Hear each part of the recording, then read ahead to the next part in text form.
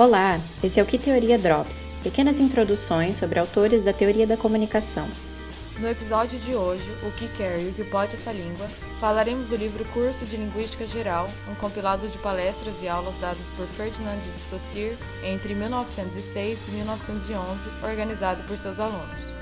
Nesse podcast, abordaremos a primeira parte do livro, mais especificamente os capítulos 1 e 2, que tratam dos princípios gerais do signo.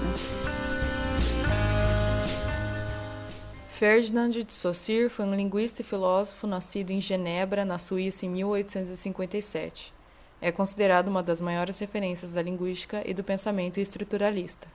Formado pela Universidade de Hambourg, na Alemanha, ele se tornou professor e chegou a lecionar em universidades da França, Alemanha e Suíça, ministrando seus principais cursos de linguística na Universidade de Genebra. Saussure foi considerado fundador da linguística como uma ciência moderna. Ele almejava que o estudo das línguas tivesse o mesmo status das ciências exatas. Ele também é considerado fundador do chamado estruturalismo linguístico, que entende estrutura como sendo um todo cuja natureza é definida pela relação mútua entre as partes. Ou seja, ele entende a língua humana como um sistema articulado, em que cada elemento só existe uma relação com os demais, formando assim a estrutura linguística. O estruturalismo saussuriano entende que os significados são construídos como um produto de sistemas compartilhados de significação. Sendo assim, a língua nada mais é que um sistema de signos cujos significados são construídos socialmente. Esse é o princípio da semiologia de Saussure.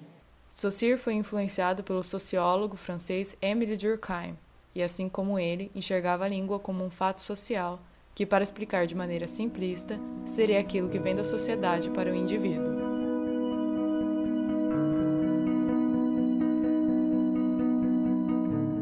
O texto é bem objetivo, apresenta ideias básicas para o entendimento da linguística, entretanto é bem complexo por causa da linguagem um pouco desatualizada, por conta do contexto em que foi traduzido e pelos exemplos em línguas como o francês, que acabam ficando um pouco distantes do nosso português. A ideia central que o autor deseja passar é o entendimento dos princípios que constituem o signo e sua aplicação na língua. De acordo com Saussure, o signo é a associação entre um significante e um significado, sendo o significante uma impressão psíquica que temos de um som, aquilo do signo que experienciamos com nossos sentidos. Já o significado é um conceito mental daquele objeto, é algo compartilhado por todos os membros de uma cultura que falam a mesma língua. Por exemplo, podemos falar que, para alguém que fala português, as 4 marcas GATO servem como significante, que evocam a imagem de um gato. Por conta de seu caráter auditivo, esse significante repousa sobre a característica linear do tempo, ou seja, sempre experienciamos ele numa dimensão linear, numa extensão. De acordo com Saussure, essa associação entre significante e significado é arbitrária. Não há nada, por exemplo, que ligue um gato às letras GATO, e também por isso cada língua tem um nome diferente para as coisas. Esses dois princípios, o da arbitrariedade do signo e da linearidade do significante, estruturam toda a língua e dão características aparentemente contraditórias ao signo, de mutabilidade e imutabilidade. O signo para Saussure é algo mutável, pois acompanha o tempo e é passivo de mudança de acordo com os diferentes contextos sociais, mas ao mesmo tempo não é algo que se muda de propósito e nem individualmente. A língua está sustentada pela massa social e pelo tempo contínuo, e depende desses dois fatores para se transformar. Não é o indivíduo que atua na transformação da língua, é uma relação entre a continuidade do tempo, a massa falante e as características do signo. Para apresentar esses princípios do signo, o texto apresenta diversos exemplos do francês, inglês, latim e alemão. É feita também uma comparação dos signos linguísticos com outros signos, como, por exemplo, os signos marítimos e o símbolo da justiça. Para explicar o funcionamento da língua, o texto elenca outras instituições que também são estruturas sociais, assim como a língua, traçando um paralelo entre a imutabilidade das instituições e da linguagem. Podemos contrapor as ideias de Saussure com as do linguista Charles Sanders Peirce, que também terá um episódio aqui no Que Teoria Drops.